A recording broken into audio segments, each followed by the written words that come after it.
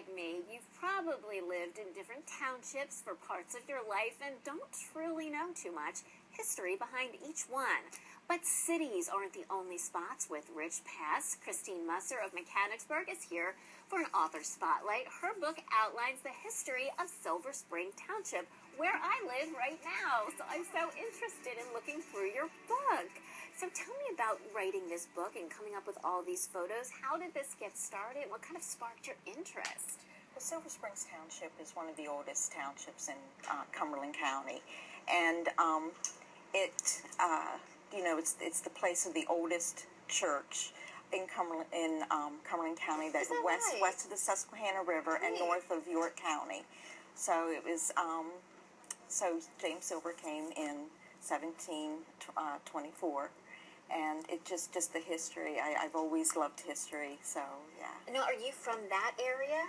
I'm from Monroe Township, which is in the Cumberland Valley School District. Right. I am a graduate of Cumberland Valley High School. So I've lived in the area all my life. And then in 1986, my husband and I, with my two kids, moved to Silver Springs Township. That's neat. It is such an evolving area. It's changed. It's grown so much. When you were doing the research for this book, is there anything specific that really stuck out in your mind, really surprised you, or was super interesting? Well, there were actually two things. And the first is that it was called, according to the newspapers, it was called A Tramp's Paradise, which was also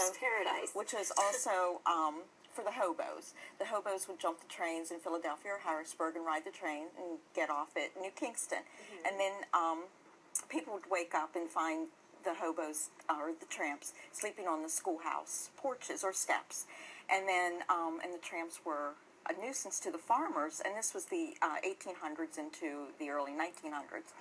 And they would steal their food from the spring houses or steal their livestock.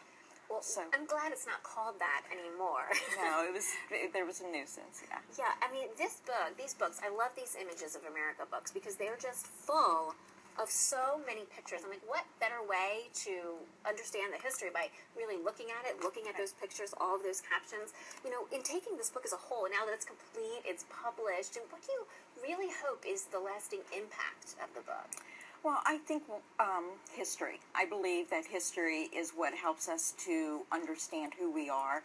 And one of the things is particularly the people who has lived in the township. Sure. You know, that they see that and they realize the history and how important that history is. And, you know, so that's basically, I just want them to know the history of where they And I have to ask you, and I've talked to a few authors of these books, like, is it fun just combing through all of those photos, but then is it really cumbersome to figure out all the stories that go with them? Yeah, what I found the most enjoyment for these, since I didn't necessarily grow up in Silver Springs Township, I didn't know everybody, so a lot of them were cold calls, so I had to go knocking on doors or phone calls or whatever, and the thing I enjoyed most was actually sitting down and talking to especially the older residents, and they love to tell their story, and what I did is I ended up taking my scanner because they didn't want to share their photos actually physically with me. So I would take my scanner everywhere you went with my laptop to these different houses. That's perfect, really. You know, so it really worked for everybody out. You know, but it was a great experience. I mean, it was tedious, but it was wonderful. Really cool. Well, it's a lovely book. Thank you so much, Christine, for being with us on Good Day PA. Thank you.